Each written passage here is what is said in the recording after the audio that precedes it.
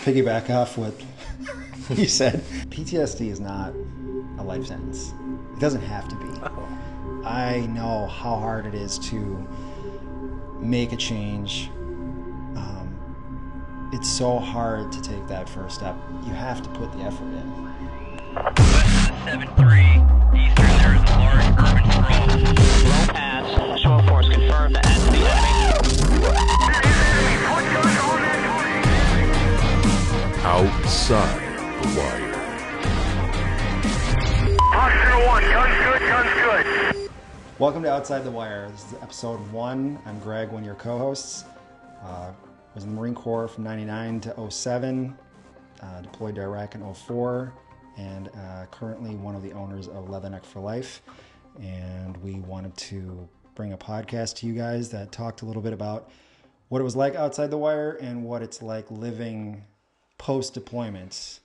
And with me today, My name is Chad.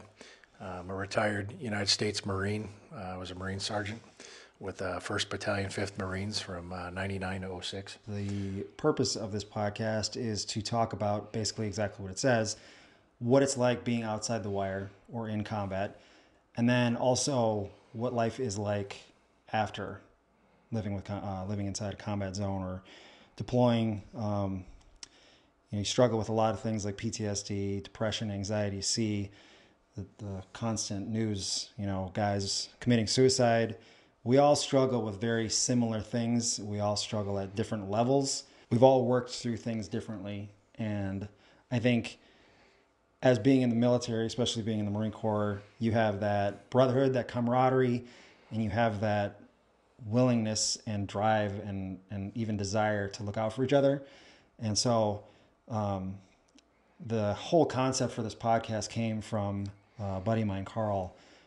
He's a vet center counselor, former Army and also Air Force.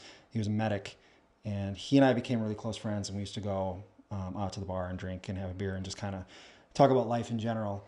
And we were sitting there one day, and he was telling me about these guys that were coming in to see him, and all the stuff that he was kind of working through and helping these guys, and how hard it was to get guys to talk about what they were actually dealing with. And he and I became really close. And the more time I spent hanging out with him, the more I realized I wasn't even telling him. He was a close friend of mine. I wasn't even telling him everything. And so we were sitting there drinking a beer, and I was, as you drink a couple more, you become a little more comfortable. And I said, Carl, I think it would be cool to have a beer together and record our conversations, because some of the stuff that we talk about is real. It's like stuff that we're all dealing with. And I think with, his level of experience and his education and the training that he's received on how to help people, I just was like, there's got to be a way to get more of this out there on a bigger scale. Instead of helping one Marine or soldier at a time, can you help, a bunch of people? And, I know how hard it is to get to a counseling session and talk. Once you're even there, how hard it is to talk about the stuff you're actually dealing with.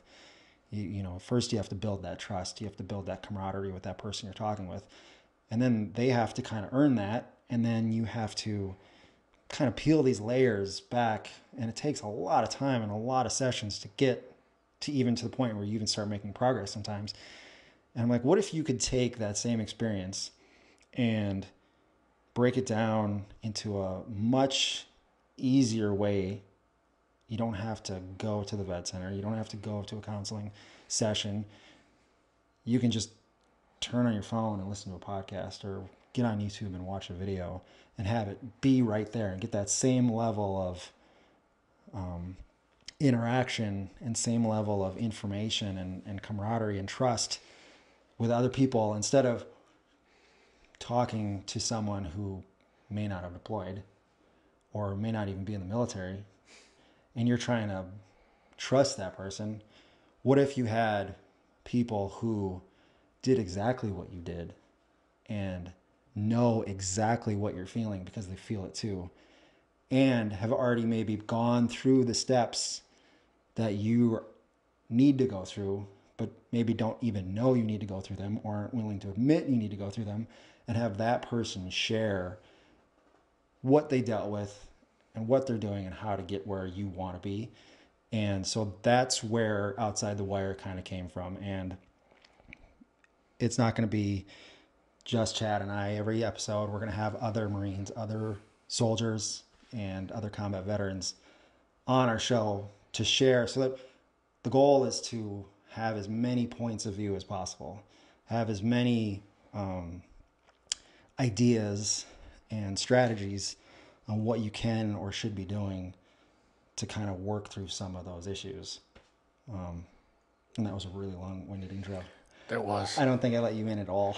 That's okay. You know, you made a great point, right? There's real life people out there that have either done what we've done or been through similar situations of what we've been through. You might have somebody that did their entire service, never got touched, Right. but seen some stuff that's not good, right? Yeah. You might have someone like me that, you know, decided to eat an RPG instead of Duck. duck, right? Yeah, exactly. You know, there's 1,000 ways to get to point from go to A to B, right? Right. It's not. I mean, yeah, I know A to B, right? We go A, B, C, but there's 1,000 ways to still get there. What's the right way? There is no right way. Right. We Well, I think the only right way is forward. Whether you Well, want to yeah. go the long way around, which Sure. a lot of us do because we're bullheaded, or if you want to go straight through that MFR and get there fast. But Yeah. the worst way I could say from trying to get from A to B is to just sit at A and not even make any effort, or keep walking backwards towards Z, you know, doing the wrong things, causing more harm to yourself and others and damaging your relationship, and kind of getting to that point where you don't even want to try anymore. And I think that's where that overwhelming feeling of like, what am I even doing anymore, becomes dangerous. Yeah. And from personal experience, looking back on so many different steps, 2 years ago, I was an absolute wreck. I mean, I wasn't necessarily at the point where I was looking to end it all, but had I continued on the path that I was going, my marriage would have been definitely over.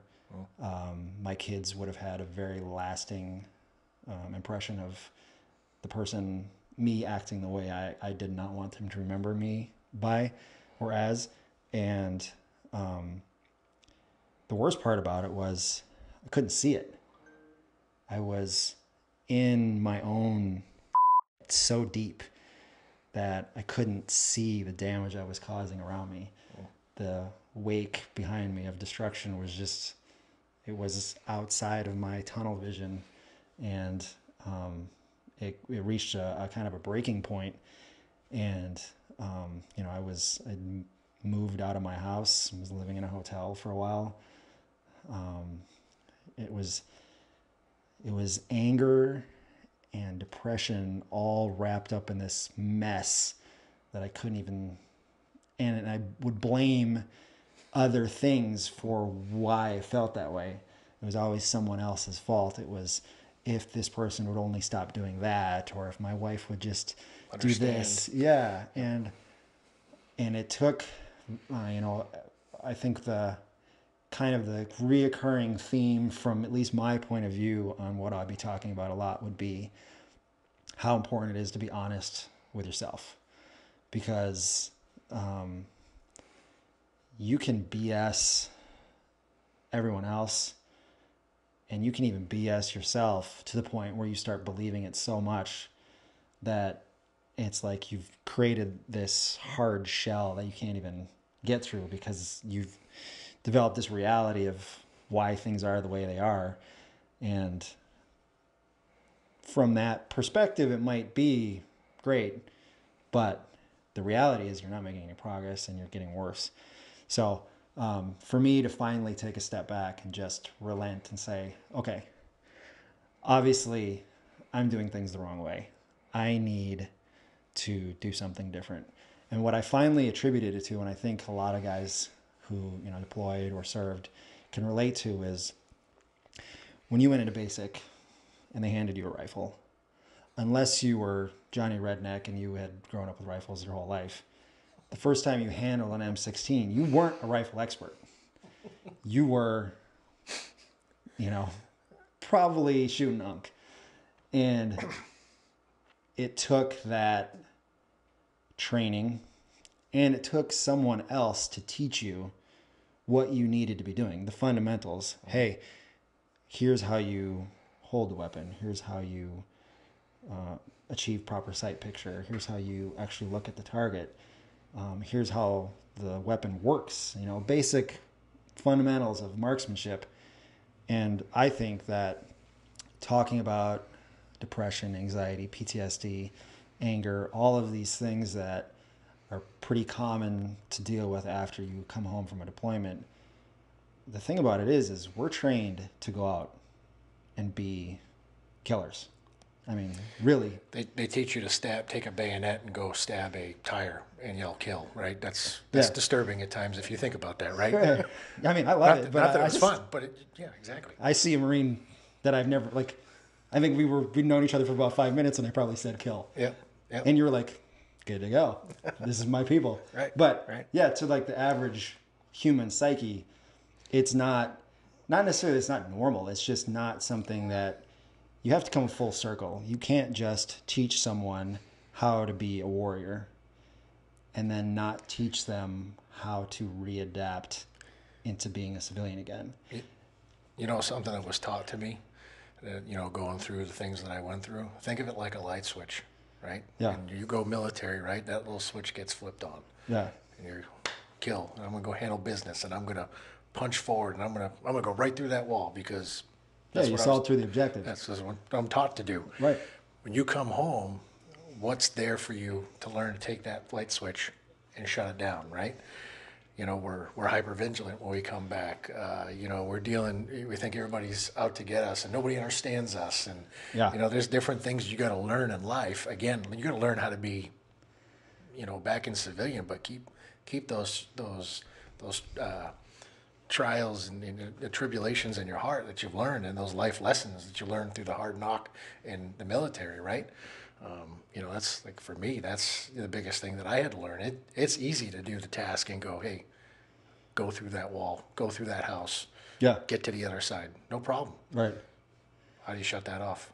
Well, and one of the things that I kind of went through a whole timeline basically of getting to where, you go through, and I think everybody goes through a different series of emotions and progress from deployment to getting back into the real world. And I was 24 when I came home from my deployment to Iraq, and I was still young and still had that invincible mentality. And I was just like an adrenaline junkie. So things like anger, anxiety, depression, to me, I was like, that's not a thing. I'm not dealing with any of that. Anybody who is weak. They're losers. You know what I mean? That they probably weren't even a real Marine to begin with. You know what I mean? You have this mentality that's been driven into your head. Either you achieve this level of being a warrior, and if you can't hack it, then you're a substandard Marine. You know what I mean? Yeah. So you have this super high bar that you've already been set for you, and then re-establish over and over again through your own, volition, and you really kind of just hammer and make that concrete. So, I was 24, and the first thing I do is take my combat pay and I go buy a CBR 954, and this thing was a damn rocket ship. And I started hanging out with these guys who were all into stunning their bikes and stuff. And within a couple months, I've wrecked the bike a couple times. And the last time I wrecked the bike was I flipped it over backwards doing a wheelie at 100 miles an hour and just slid down the highway on my butt for, a quarter of a mile or whatever. And I ended up just so lucky. We went back and walked the path of where I slid, and I'd missed, and it was on a highway, I missed engineer stakes with the reflectors on them, which would have probably cut me in half. I missed a giant overhead sign. and ended up, they had like just cut the grass, ended up basically in a pile of hay. I dislocated my shoulder and my bike was a wreck. And my friends are behind me. I can hear them screaming my name, and I stand up, and it, like, I was on fire. Like, all of like my skin that had touched the pavement was gone. And I looked like I'd been attacked by wolves. Like, my jacket, my pants, everything was shredded. I didn't have a scratch on my helmet though. Apparently I did a proper brake fall. Did not even touch my head once. But I get up, and the first thing I try to do is start my bike. Yeah, you're getting off the road. And I'm like, my friends are like freaking out. They're like, what are you doing? I'm like, this is nothing. Like, this is like, just, we need to get the bike off the road so we can, and the cop's probably gonna come. Like, we need to get out of here. And they're like, are you okay? And I'm like, well, my shoulders is dislocated, but I'm fine. And like, you're literally bleeding everywhere. That's called adrenaline. Yeah. And my level, like, had that happened to me before I had deployed, I would have been in such a state of shock and not know, like, probably traumatized by just that. Like, a normal person would be traumatized by wrecking their motorcycle at over 100 miles an hour. But because I had been exposed to traumatic experiences over and over and over again, and amped up adrenaline over and over and over again while in combat, you reach that level of like, your new norm is different than what it used to be. And so I think a lot of people, I don't necessarily agree with having to be in the mentality we need to turn that off or try to go back to normal, because in my belief, the reality is I don't think you'll ever go back to what you were before. You've been exposed to something completely different. No. And you need to now realize what your new normal is. And I had,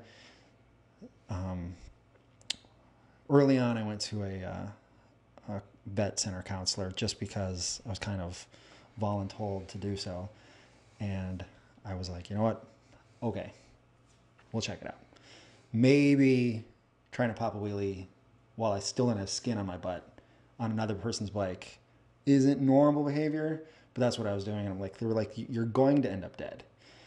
And actually another guy that I rode with lost his leg. He was doing the same thing, and bad accident, and he wasn't so lucky. I don't know what he hit, but severed his leg right off. And when I saw that, I was like, okay, you know what? Maybe I'm not immortal. Maybe there is some actual danger out there.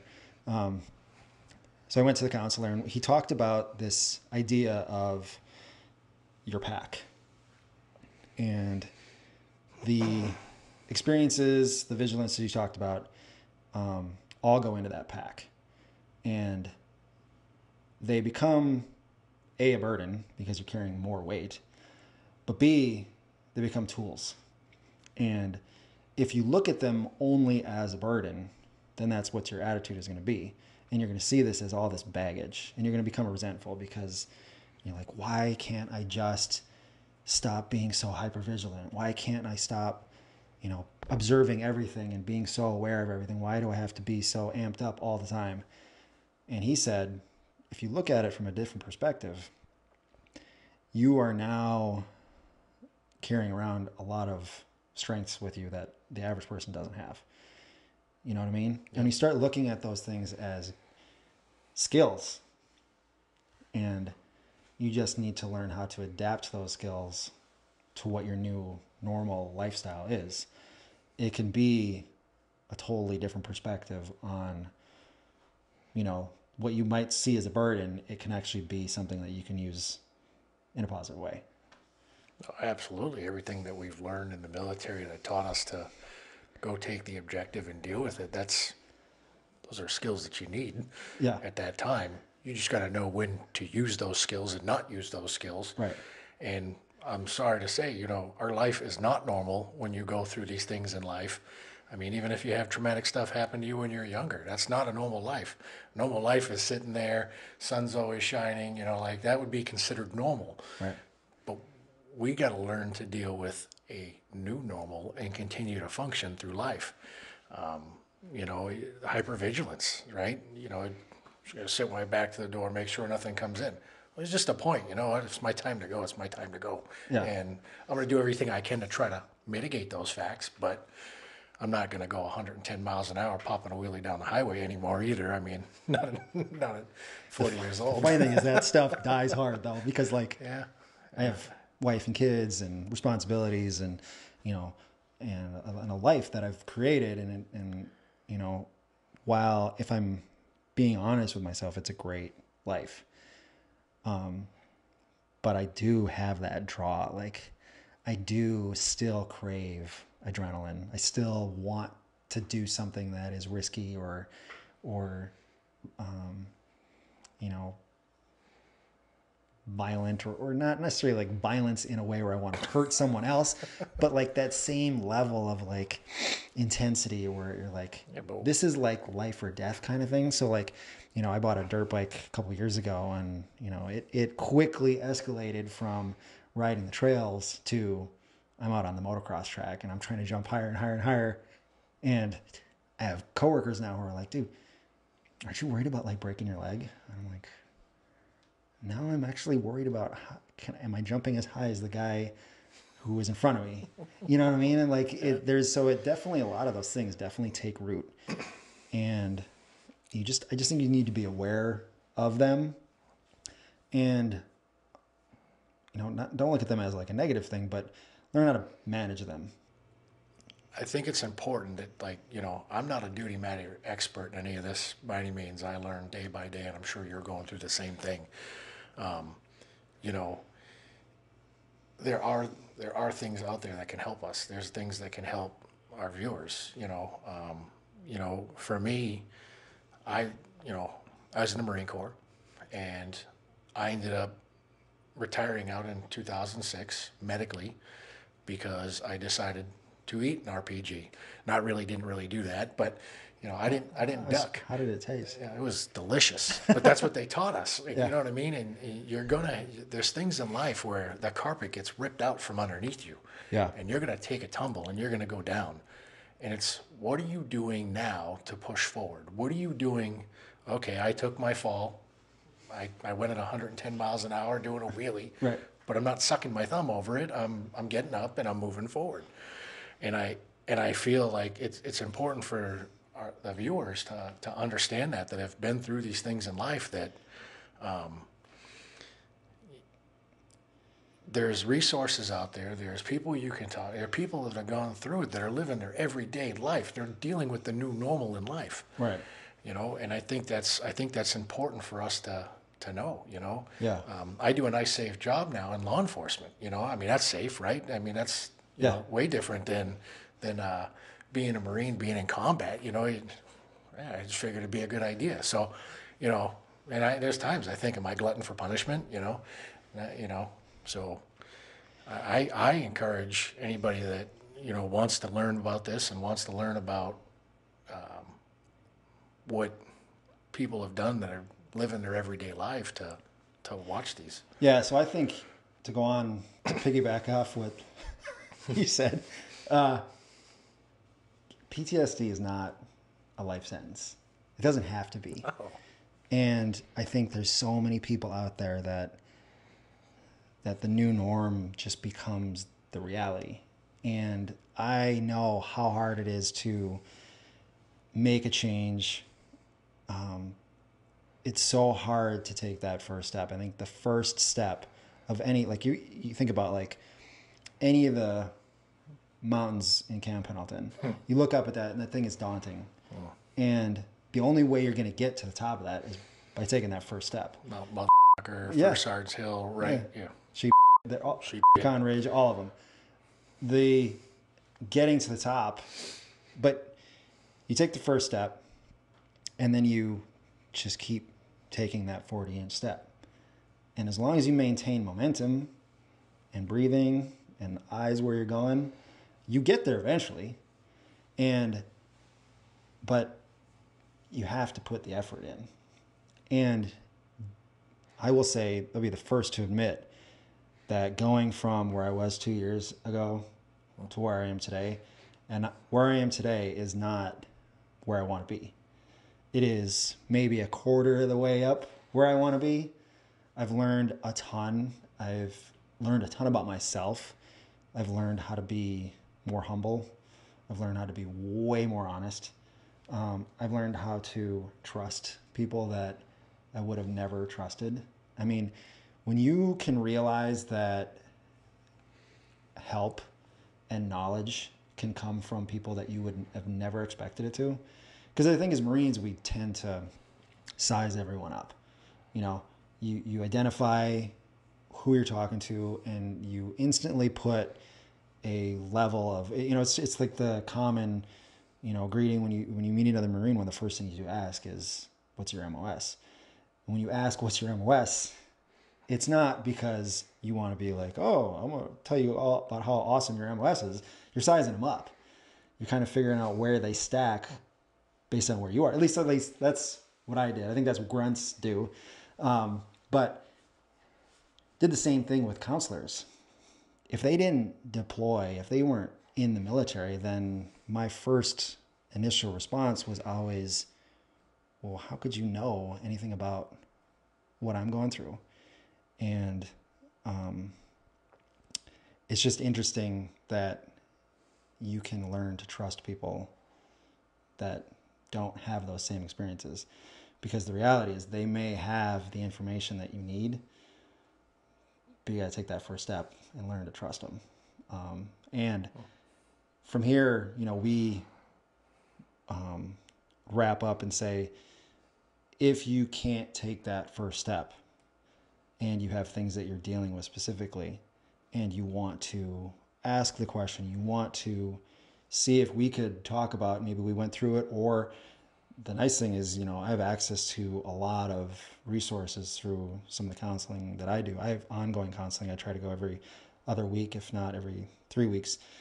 And these counselors are awesome. They know so much about what I'm going through, and they don't have to have had deployed. It's just common, you know, psychology and science, really. The biology, like chemicals in your brain are not, it's science. It really is. I mean, you got dopamine, oxytocin, you know, adrenaline, all these things that go on inside your head. They all have different reactions in your brain. And the reality is you can recreate some of that stuff in good ways and in bad ways. And if you continue doing it in a positive way, then you get positive results. If you continue doing it in a negative way, you're going to get negative results. Right. And it's just truths. It's just basic left or right. I think there's a lot here, and we're going to dive in really deep with each podcast episode. And we'll try to do topics that are relevant, make sense, and have a good impact on you know, our audience. And we want to encourage listening interaction. We'll have links available where you can share with us things that you've learned, things that you overcome, because we'd love to share that with the audience as well, because we're a group here. This is the school circle. You know, we want to share everything we all learn together. And, you know, if I know something that you don't know, then I shouldn't be holding that information. I should be getting it out to as many people as possible. And same thing with, if you've learned something and you want to share, or if you have a question and you want to ask it, like, please do. And so, you know, we encourage you to interact. So we'll have the links and the information, and check out the next podcast. And thanks for listening. Well, thank you. Appreciate it. We'll see you next time. Outside the Wire.